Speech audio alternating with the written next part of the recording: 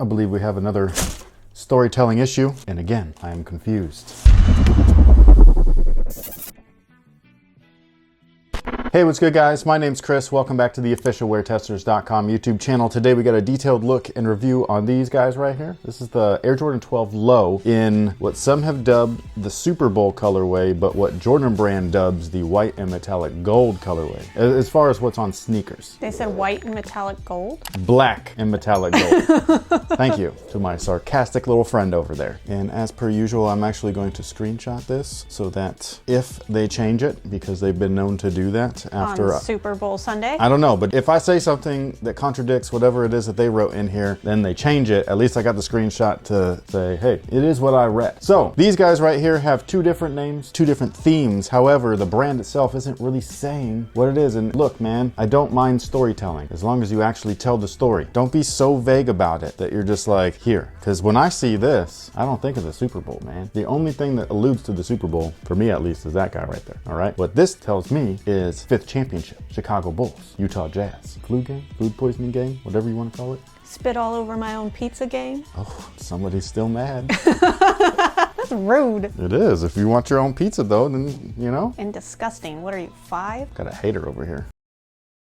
Anyways, these guys right here are supposed to represent the Super Bowl, which is happening in Tampa, Florida, right? And that's the 813 area code. The whole thing, from the storytelling to the sneakers description of the shoes, is very, I don't know, it contradicts itself. It says right here, who says singular like that, okay? A singular sensation. I'm gonna throw some shit at you in a minute. But it says right here on sneakers, a singular silhouette and bold color blocking make the Air Jordan 12 stand out amongst MJ's signature models, which is true, but they all stand out in their own way. But the design is more than aesthetics. Its premium materials and tall mudguard make it one of Tinker Hatfield's most durable creations. This low top edition design features a heritage-inspired palette of black and varsity red with hits of metallic gold. Okay, look, man. You said premium materials. There's quite literally a sticker right inside there that says made out of synthetic leathers. So is this little mudguard right here premium or not? So there's one little thing right there. The heritage-inspired design, clearly it's, you know, the black and red colorway, the famous flu game, pizza game, whatever you want to call it. When we were kids, we just called it the black and reds, man. That's all we called it. We didn't have stupid-ass nicknames for stuff. The nicknames were the colors. We were simple back then. Anyway, I like these guys right here, but I don't at the same time. I love the colorway. I love the 12s. I just don't like this version of it. It's not the real deal. So again, these guys right here are supposed to loosely represent the Super Bowl, the upcoming Super Bowl. To me, though, it reminds me of this picture right here where, you know, there's confetti falling from the stands and all of that stuff. That's what it looks like to me, is inside the shoe on the box. And the championship trophy in gold, you know what I mean? The colorway he wore during those playoff and finals games. That's what it looks like to me. I don't know why they threw the A13 on there just out of nowhere, especially if they're not going to directly say Super Bowl or even allude to it in the product description. It's just very confusing when you're trying to tell a story, but you're not. And it might just be me nitpicking, but at the same time, it's like, if that's your marketing for things, stick to the plan. Now, as far as the shoe itself is concerned, the Air Jordan 12 is one of my favorite on-court models to play in. It's also one of my favorite models in general. I just really love these, although I love almost every Air Jordan. I think that they're all fantastic. Now, as far as the traction is concerned, we've got that solid rubber outsole. These are different than the actual black and reds or flu games or whatever it is that you want to call them. This guy right here is all solid rubber, all the red. Don't like it. It's supposed to be translucent. These guys back here, I actually used them in the B-roll. That's an original pair of Air Jordan 12s. That build or whatever, and the materials, the rubbers, all that stuff is the same as on the black and red pair. And you can see that those are actually translucent red. I think that it makes just the shoe pop that much more. It also does make the reds look all a little bit different, which some people don't like. I understand that, but that's just the way that I've always known the shoe to be, so that's just what it is. This one actually, the reds match really good. It's like they fixed their problem, and then to cover their butts, they're like, let's make this piece gold so we don't need to worry about that red matching too. That red is always different.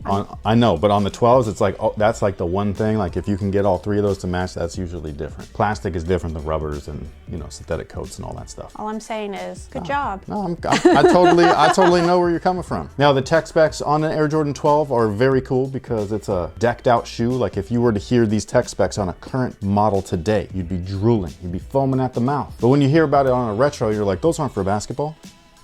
Since when? So we have herringbone traction pods, a mid-foot carbon fiber shank, even though you can't really see the little design in there. It is herringbone on the carbon fiber, but they glued the hell out of it, man. That's really all you can see. And then we have a Phylon midsole. On top of that is full-length Zoom Air. It's amazing. It feels awesome. And this particular release actually comes with a polyurethane insole, which I was really surprised about because I don't remember if the originals did. And then the upper on these guys is where I get like my confused thing about the product description and then the sticker on the inside and everything. So are the red lines real leather? I do believe that they are. However, the rest of the upper is this weird canvas material and it's glued onto a synthetic material. It feels like plastic under there.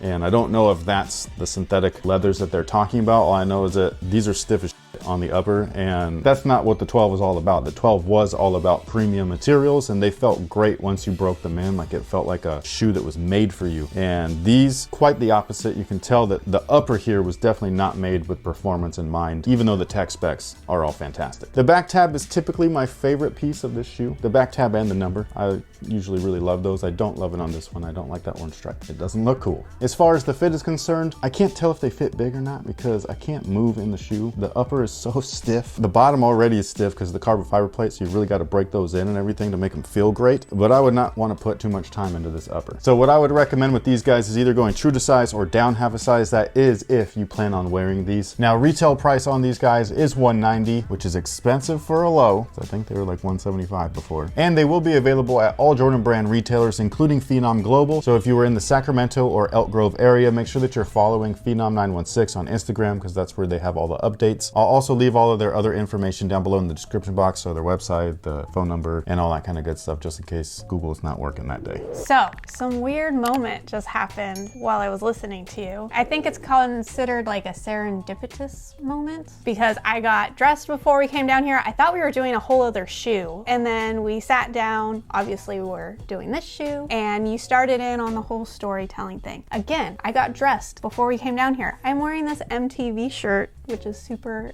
kick butt. Your rant about the storytelling reminded me of being younger. I grew up on MTV and VH1. Back when they played music, yes. Music videos was a thing, and I can still, even now when I listen to songs, because I don't watch music videos at all anymore, but I always hear my stepdad saying that he doesn't like music videos, and he's a huge, into music. And his whole reasoning for not liking music videos was because he wanted to hear a song and tell his own story. Yes. Mm-hmm. So you talking about storytelling with shoes, it's like, hey, maybe go back to that, where things can just be cool. That's how it should be. Things were cool because they were cool. Not because you're telling people they're cool, but because they were cool. This shoe wasn't cool because of anything other than what this man did. This man did on the court, puking and everything. That's cool. This is not cool. You're forcing this. The brand doesn't have to force it because they already made something that was cool. Put it back out. We're gonna buy it again. High, low, mid, whatever. Just do it right. We're gonna buy it. You don't have to do anything. The marketing's been done. It's been done since '97. Because they are grasping at straws before, again, getting on camera. Somebody needs to tell them, what the f